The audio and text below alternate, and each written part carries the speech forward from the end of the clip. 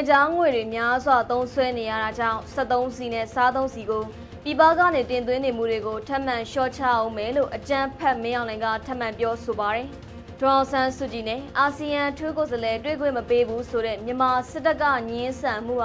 ာအာဆီယံဘုံသဘောတူညီချက်ချိုးဖောက်မှုအဖြစ်အာဆီယံလွှတ်တော်အမတ်များအဖွဲ့ကအပြင်းထန်ရှုံချလိုက်ပါတယ်။အမေရိကန်ကယူရန်ကိုပြန်လည်တိုက်ခိုက်ပြီးဟော်မုတ်စီလက်ကြားမှာပောက်ကွဲသံတွေစလက်ကြားနေရတဲ့သတင်းပါဝင်ရန်ကုန်ခေတ်သစ်ရဲ့ဇူလိုင်လ10ရက်နေ့နေ့လည်ခင်းရရှိထားတဲ့ပြည်တွင်းသတင်းတွေနဲ့နိုင်ငံတကာသတင်းတွေကိုတင်ဆက်ပေးပါမယ်ရှင်။ပထမဆုံးတင်ဆက်ပေးမယ့်သတင်းကတော့နိုင်ငံခြားငွေတွေကိုအများကြီးသုံးစွဲနေရတာကြောင့်73စီနဲ့စားသုံးစီတွေကိုပြည်ပကနေတင်သွင်းတာတွေကိုထပ်ပြီးလျှော့ချအောင်မယ်လို့အကြံဖက်မင်းအောင်လှိုင်ကထပ်မံပြောလိုက်ပါတယ်။မနေ့ကဇူလိုင်လ9ရက်နေ့နေပြည်တော်မှာပြုလုပ်တဲ့စည်းဝေးမှာအကြံဖက်စစ်ကောင်ဆောင်မင်းအောင်လှိုင်ကအဲ့လိုပြောလာတာဖြစ်ပါတယ်။မင်းအောင်လှိုင်က73စီနဲ့စားသုံးစီတွေကိုပြည်ပကနေတင်သွင်းတာနဲ့သုံးစွဲတာကိုလျှော့ချနိုင်ဖို့နီးလန်းတွေရှာဖွေဆောင်ရွက်သွားဖို့လိုအပ်တယ်လို့ပြောပါတယ်။မြန်မာနိုင်ငံကနှစ်စဉ်73စီနဲ့စားသုံးစီတွေကိုပြည်ပကနေတင်သွင်းနေရတာကြောင့်နိုင်ငံခြားငွေအမြောက်အများသုံးစွဲနေရတယ်လို့လည်းဆိုပါတယ်။ဒါကြောင့်အဲ့ဒီကုန်ပစ္စည်းတွေရဲ့တင်သွင်းမှုပမာဏကိုလျှော့ချနိုင်မဲ့နီးလန်းတွေကိုသက်ဆိုင်ရာဝန်ကြီးဌာနတွေကရှာဖွေကောက်ထည့်ဖို့ဆောင်ရွက်သွားဖို့လိုအပ်တယ်လို့အကြံဖက်မင်းအောင်လှိုင်ကပြောဆိုပါတယ်။လျှက်စစ်တာကဏ္ဍမှာ73စီသုံးစွဲမှုကိုလျှော့ချနိုင်ဖို့ပြည်ပကနေတင်သွင်းမှုမလိုအပ်တဲ့ကြောင်မီးသွေးကိုအသုံးပြုတဲ့ဓာတ်အားပေးစက်ရုံတွေတည်ဆောက်နိုင်တယ်လို့နေအောင်ကြီးစွမ်းရည်သုံးလျှက်စစ်တာထုတ်လုပ်ရေးလုပ်ငန်းတွေကိုလည်းတိုးမြင့်ဆောင်ရွက်နိုင်တယ်လို့သူကပြောပါတယ်။ဒါအပြင်သက်ဆိုင်ရာဝန်ကြီးဌာနတွေနဲ့တိုင်းဒေသကြီးပြည်နယ်တွေလိုက်အဲ့ဒီလုပ်ငန်းတွေကိုအကောင့်ထဲပေါ်ဆောင်ရွက်သွားဖို့အကြံဖက်မင်းအောင်လှိုင်ကဆိုပါတယ်။တည်ယူပို့ဆောင်ရေးကဏ္ဍမှာလည်း73စီသုံးစွဲမှုကိုလျှော့ချနိုင်ဖို့အတွက်အများပြည်သူတည်ယူပို့ဆောင်ရေးနဲ့ကုန်စည်ပို့ဆောင်ရေးအတွက်မီးရထားခီးစဉ်တွေကိုပုံမတိုးချဲ့ပြေးဆွဲနေပြီးရထားလမ်းတွေနဲ့မီးရထားတွေကိုအစိမ့်မြင့်တင်ဆောင်ရွက်နေတဲ့ပြင်ဘက်ထရီစနစ်သုံးမီးရထားစက်ကောင်းတွေကိုထုတ်လုပ်အသုံးပြုနေပြီးအဲ့ဒီနည်းပညာကိုဆက်လက်ဖွံ့ဖြိုးတိုးတက်အောင်ဆောင်ရွက်သွားမယ်လို့ပြောဆိုပါတယ်။အဲ့လိုဆောင်ရွက်နိုင်ရင်ပြည်ပကနေ73စီတင်သွင်းရတာကိုအတိုင်းအတာတရက်အထိလျှော့ချနိုင်မှာဖြစ်ပြီးနိုင်ငံစီးပွားရေးအတွက်လည်းထောက်ကူပြုနိုင်မယ်လို့အကြံဖက်မင်းအောင်လှိုင်ကဆက်လက်ပြောပါတယ်။မတလောစစ်တပ်က73စီနဲ့စောင်းစီတင်သွင်းတာတွေကိုလျှော့ချထားပြီး73စီကဏ္ဍမှာစုံမစနစ်ကျူဟာစနစ်တွေနဲ့73စီတွေကိုထိန်းချုပ်ရောင်းချနေကစောင်းစီတွေကိုလည်းပြီးခဲ့တဲ့လကဇွန်လကနေစတင်ပြီးလျှော့ချနေပြီးအိမ်နောက်စုတစုကိုတလားစောင်းစီတပိတ်တာကိုပဲစစ်တပ်ကသတ်မှတ်ဈေးနှုန်းနဲ့ရောင်းချပေးပါတော့တယ်။အိန္ဒိယနိုင်ငံတွေမှာအသားငါးနဲ့မိဖို့ကြောင့်သုံးသီးနှံတွေပေါ်ဝယ်လိုအားမြင့်မားနေတာကြောင့်မြန်မာနိုင်ငံအနေနဲ့နယ်စပ်ကုန်သွယ်ရေးလမ်းကြောင်းတွေကနေသစဉ်တင်ပို့ရောင်းချနိုင်ပေမဲ့ဒေသတချို့မှာလုံခြုံရေးအခြေအနေတွေကြောင့်အပြည့်အဝတင်ပို့နိုင်တာမရှိသေးဘူးလို့လည်းဆိုပါတယ်။တရားမဝင်ကုန်သွယ်မှုတွေကနိုင်ငံတော်အတွက်ခွန်ပန်နာဆုံးရှုံးမှုတွေဖြစ်ပေါ်စေုံသာမကပဲအရေးအသွေးမပြေးမီတဲ့ကုန်ပစ္စည်းတွေကဈေးကွက်အတွင်းကိုဝင်ရောက်လာတာနဲ့အာဂရီလိုက်စားမှုတွေဖြစ်ပေါ်စေပြီးတရားမဝင်ရရှိထားတဲ့ငွေကြေးတွေနဲ့တရားမဝင်လမ်းကြောင်းတွေကနေသစဉ်ကုန်သွယ်မှုတွေဆောင်ရွက်တာကိုလက်ခံနိုင်မှာမဟုတ်ဘူးလို့အကြံဖက်မင်းအောင်လှိုင်ကဆက်လက်ပြောဆိုပါတယ်။ဈေးကွက်အတွင်းမှာဝိသမလောဘနဲ့ဆောင်ရွက်နေသူတွေကိုတရားဝင်ကုန်သွယ်ရေးစနစ်နဲ့ထိန်းချုပ်သွားရမယ်လို့လည်းသူကပြောပါတယ်။နိုင်ငံစီးပွားရေးဖွံ့ဖြိုးတိုးတက်စေဖို့ပို့ကုန်တိုးမြင့်ဖို့လိုအပ်တာကြောင့်သက်ဆိုင်ရာဝန်ကြီးဌာနတွေနဲ့တိုင်းဒေသကြီးပြည်နယ်တွေလိုက်ကုန်ထုတ်လုပ်မှုတိုးတက်ရေးကိုအားပေးဆောင်ရွက်ရမှာဖြစ်တယ်လို့နယ်စပ်ကုန်သွယ်ရေးဂိတ်တွေကိုပုံမှန်ဖွင့်လှစ်နိုင်ဖို့နဲ့ကုန်သွယ်မှုလုပ်ငန်းတွေကိုစနစ်တကျကြပ်မတ်ဆောင်ရွက်သွားဖို့ကိုလည်းလိုအပ်တယ်လို့မင်းအောင်လှိုင်ကပြောဆိုပါရရှင်။ဆက်လက်တင်ဆက်ပေးမယ့်သတင်းကတော့အာဆီယံထူးကိုယ်စားလှယ်နဲ့ဖိလစ်ပင်းနိုင်ငံသားဝန်ကြီးမာထရီဆာလာဆာရိုကိုနိုင်ငံတော်တိုင်ပင်ခံပုဂ္ဂိုလ်ဒေါ်အောင်ဆန်းစုကြည်နဲ့တွေ့ဆုံခွင့်မပြုဖို့အတွက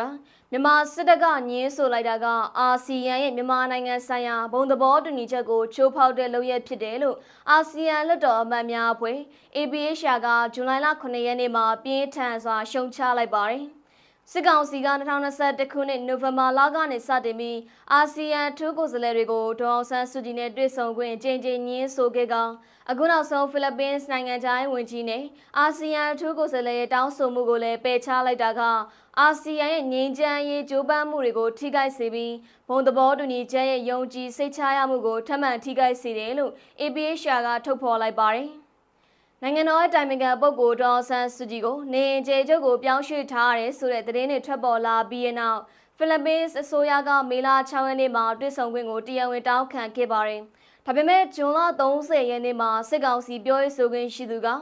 လူထုကောင်းဆောင်ဒေါ်အောင်ဆန်းစုကြည်ကပြည်ထံကြခံနေရဆဲဖြစ်တာကြောင့်နိုင်ငံတကာကိုယ်စားလှယ်တွေနဲ့တွေ့ဆုံခွင့်မပြုနိုင်ဘူးလို့ပြောဆိုကအာဆီယံရဲ့တောင်းဆိုချက်ကိုညှင်းဆိုခဲ့ပါတယ်။ ABHR ဥက္ကဋ္ဌနဲ့အင်ဒိုနီးရှားလွှတ်တော်အမတ်မာစီခရစ္စတီဘာရက်စ်ကစစ်ကောင်စီအနေနဲ့လူထုကောင်းဆောင်ဒေါ်အောင်ဆန်းစုကြည်ကိုနေကျေချုပ်ကိုပြောင်းရွှေ့ထားတယ်လို့ကြေညာခဲ့ပေမယ့်လွတ်လပ်တဲ့တီးပြုစစ်ဆေးမှုတွေကိုခွင့်မပြုတာကြောင့်အဲ့ဒီကြေညာချက်ဟာတန်တမန်ရေးဖိအားလျှော့ဖို့ရည်ရွယ်တဲ့လုပ်ရတာဖြစ်ပြီးအမှန်တကယ်ပြုသဘောဆောင်တဲ့တိုးတက်မှုလို့မယူဆနိုင်ဘူးလို့ပြောကြားပါတယ်။ ABHR ကကုလသမဂ္ဂမြန်မာနိုင်ငံဆိုင်ရာအထူးကိုယ်စားလှယ်ဂျူလီဘေးရှော့ကလည်းဇွန်လ19ရက်နေ့မှာကုလသမဂ္ဂထွေထွေညီလာခံကိုတင်သွင်းခဲ့တဲ့အစီရင်ခံစာမှာလူထုကောင်းဆောင်ဒေါ်အောင်ဆန်းစုကြည်ကိုအမြန်ဆုံးပြန်လွှတ်ပေးဖို့တောင်းဆိုခဲ့သလိုသူရဲ့ကျန်းမာရေးနဲ့လက်ရှိအခြေအနေကိုနှစ်ပေါင်းများစွာလွတ်လပ်စွာတည်ပြုနိုင်တာမရှိသေးဘူးလို့ထောက်ပြခဲ့တာကိုလည်းရည်ညွှန်းဖော်ပြထားပါတယ်ရှင်။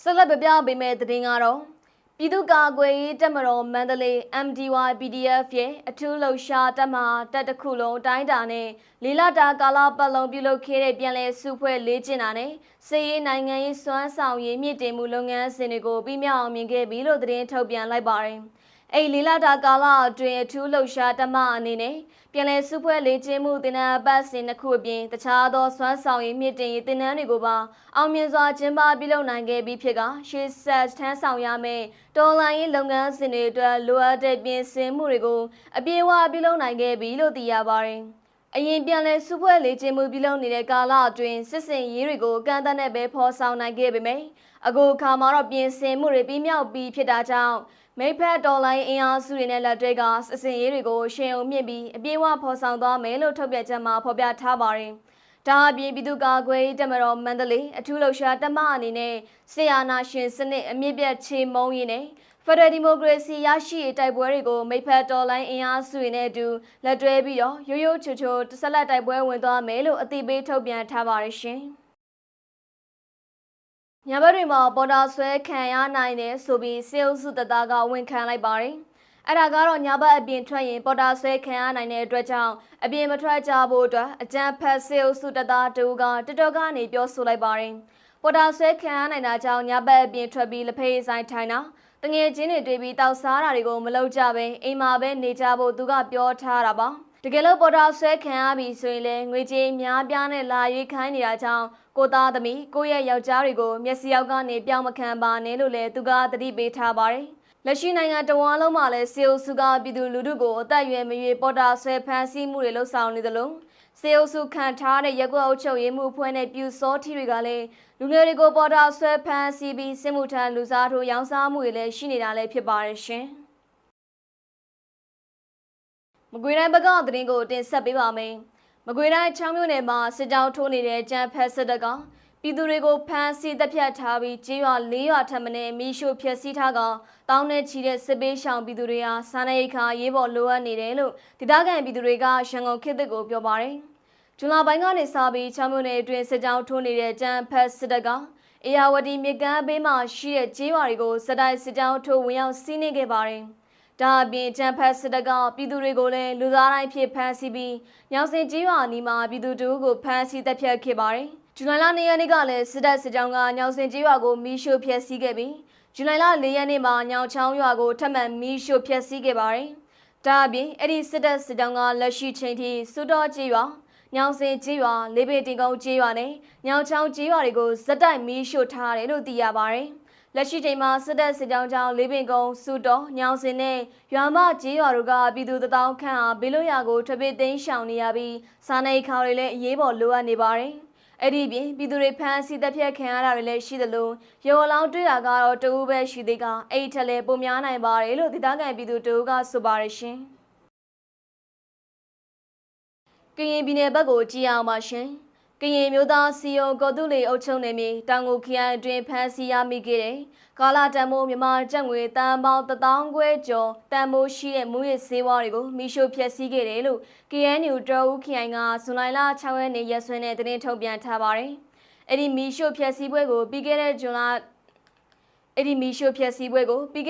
26ရက်နေ့မှာကြာရောက်တဲ့ကမ္ဘာမူရစ်ဆေးဝါးတိုက်ဖျက်ရေးနေ့ထိမ်းမှတ်ဖြစ်တောင်ကိုခရိုင်တပ်မဟာနဲ့နယ်မြေဒေကနေရာတနေရာမှာပြုလုပ်ခဲ့တာဖြစ်ပါတယ်။ မီရှို့ဖျက်ဆီးခဲ့တဲ့မူရစ်ဆေးဝါးတွေထဲမှာဖမ်းဆီးရမိထားတဲ့စိတ်ကြွယူသွဆေးပြား WY လုံးရေ3သိန်းကျော်နဲ့ခမန်တီကာလာတန်မိုးကျပ်တန်းပေါင်း1000ခွဲကျော်တန်မိုးရှိတဲ့မူရစ်ဆေးဝါး ICE အမျိုးအစား1025ကီလိုဂရမ်တို့ပါဝင်တယ်လို့သိရပါတယ်။အဲ့ဒီမူရစ်ဆေးဝါးတွေကို KNU ကရင်မျိုးသားစီယုံရဲ့မူရစ်ဆေးဝါးတိုက်ဖျက်ရေးဖွဲ့နဲ့ကရင်မျိုးသားရဲတပ်ဖွဲ့ KNPF တို့ကပူးပေါင်းပြီးလူထုရှေ့မှာမီးရှို့ဖျက်ဆီးခဲ့တာလို့သိရပါတယ်။ဒါအပြင်အဲ့ဒီမူရစ်ဆေးဝါးတွေကိုတည်ဆောင်လာသူအလုံးကိုကော်တူလီအုပ်ချုပ်ရေးရဲ့တည်ဆဲဥပဒေတွေနဲ့အညီပြည်ထန်စွာရေးယူဆောင်ရွက်သွားမယ်လို့ KNU ဘက်ကသတင်းထုတ်ပြန်ထားပါတယ်ရှင်။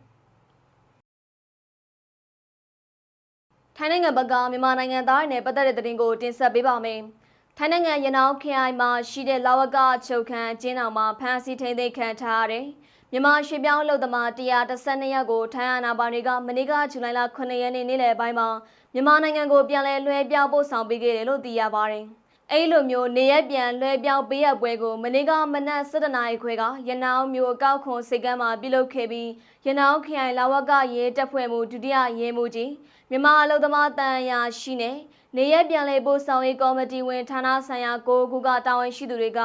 အသီးသတ်တွေဖြစ်ပူးပေါင်းပြီးမြန်မာရွှေပြောင်းအလုပ်သမားအမျိုးသား89ယောက်နဲ့အမျိုးသမီး25ယောက်စုစုပေါင်း112ယောက်တို့ကိုလွှဲပြောင်းပေးအပ်ခဲ့ပါတယ်။အခုနေရက်ပြန်ဖို့ခံရတဲ့မြန်မာနိုင်ငံသား112ယောက်စလုံးကိုရနောင်းကော်တောင်ရေလန်းကျောင်းအတိုင်းပြန်လည်ပို့ဆောင်ပေးခဲ့ပြီးထိုင်းနိုင်ငံမှာဥပဒေချိုးဖောက်မှုတွေနဲ့ဖမ်းဆီးခံရပြီးတဲ့နောက်ပြည်ထန်ဆင်းမြောက်တာကြောင့်အခုလိုပြန်လည်လွှဲပြောင်းပေးခဲ့တာဖြစ်ပါတယ်။ဒါအပြင်ရနောင်းခရိုင်တွင်ဖမ်းဆီးထိန်းသိမ်းခံထားရတဲ့ပြည်ထန်စစ်မြန်မာနိုင်ငံသားအကျဉ်းသား65ယောက်ကိုလည်းဇူလိုင်လ2ရက်နေ့ကရနောင်းခရိုင်လူဝင်မှုကြီးကြပ်ရေးရဲတပ်ဖွဲ့ရနောင်းခရိုင်ခြေစမြန်မာအလုပ်သမားတန်ရာရှိနေရွှေပြောင်းအလုပ်သမားတွေနေရပြန်လဲပို့ဆောင်ရေးကော်မတီမှရှိတဲ့သက်ဆိုင်ရာဌာနဆိုင်ရာ9ခုတို့ပူးပေါင်းပြီးရနောင်းအကောက်ခွန်စိတ်ကမ်းမှာဖမ်းဆီးထိန်းသိမ်းခံထားရတဲ့ပြည်ထန်စစ်မြန်မာနိုင်ငံသားတွေကိုမြန်မာနိုင်ငံဘက်ကိုလွှဲပြောင်းပေးခဲ့သေးတယ်လို့သိရပါတယ်။အဲဒီလိုနေရက်ပြန်လည်ပို့ဆောင်ခံရတဲ့မြန်မာနိုင်ငံသား65ယောက်မှာအမျိုးသား89ယောက်နဲ့အမျိုးသမီး16ယောက်ပါဝင်တယ်လို့သိရပါတယ်ရှင်။